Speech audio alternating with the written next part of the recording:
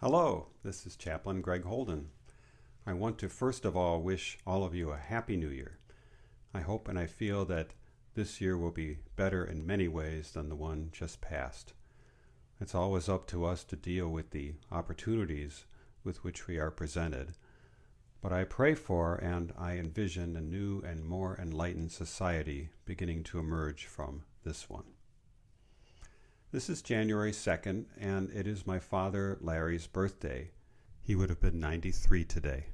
I find much meaning in reflecting about him. I would like to suggest that if you too are looking for meaning in what can seem like an often meaningless, chaotic, random existence, you might start with looking at your parents and your ancestry. This can be a way to gain a good deal of self-knowledge. It can be a foundation from which you construct meaning in your life and existence. It certainly was for me. The Vietnamese Buddhist monk Thich Nhat Hanh, in an essay called 5 Prayers, which I have linked to below, began his first prayer as follows. In gratitude, I bow to all generations of ancestors in my blood family. I see my mother and father, whose blood, flesh, and vitality are circulating in my own veins and nourishing every cell in me. Through them, I see my 4 grandparents. I carry in me the life blood, the blood experience, wisdom, happiness, and sorrow of all our generations. My earliest memories of my father are of a very calm person who drove with one finger on the steering wheel of a big Dodge or Plymouth car, humming to the symphonic music on the radio, Mantovani or the Hollywood Strings or beautiful music like that. Many people have remarked on how calm I am, especially when things seem tense and crazy around me, and no doubt this aspect of my father is in me.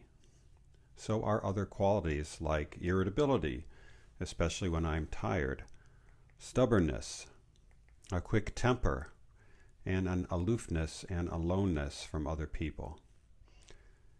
If, as Michael Talbot says, we live in a holographic universe, the entire universe is contained within each of us, and our parents continue to exist within us with all their good and not so good characteristics.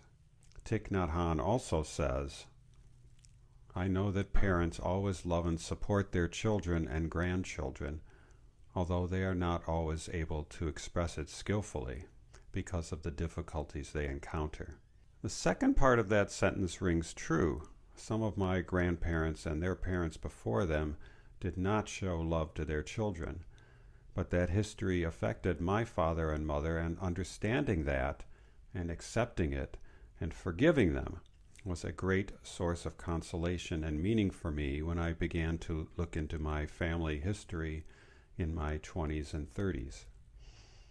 So today, on my father's birthday, I pay tribute to his style, his sense of humor, his theatrical flair, his deep and sincere spirituality, which I certainly have, though I have taken a different path than he did. He was a Catholic who went to Mass every single day. I am a Buddhist, and I say a lot of Buddhist prayers every day. Dad liked to know how things work. He studied electronics and machines and could fix lots of things. He was okay with fixing up old cars and boats and other machines, as I am. He was friendly to everyone, especially people he didn't know. Maybe the main thing I learned about my dad is how he transcended his own past. His father abandoned the family in the middle of the Depression. His father smacked him around when he was very young. His father also left his family. He came from a line of bad fathers. His father's father also left their family. But my father did not leave our family. although he was apart from us a lot of the time, either at work or traveling to places in the South. But he was always there for us. That's what I remember and honor today. Also, he was very brave and stoic at the time of his death in 2017. He died at home with his kids around him, and in another video I described that as a good death. Understanding the limitations my father had helped soften my attitude toward him. We became good friends, and I miss him very much. But I still feel he is with me. I fixed up his watch, and I wear it all the time. I plan to have a series of videos about creating your own sense of meaning in what often seems to be a meaningless, materialist culture. This is just the first, I hope. Drop me a comment and tell me what you learned from your own parents. I realize that many people have parents that they would rather forget and that did not help them and were a negative influence at times. And it can be very difficult to reflect on that. But think about it, and maybe there's some nugget you can pull out from their suffering and your suffering that can help you now and give you a sense of meaning.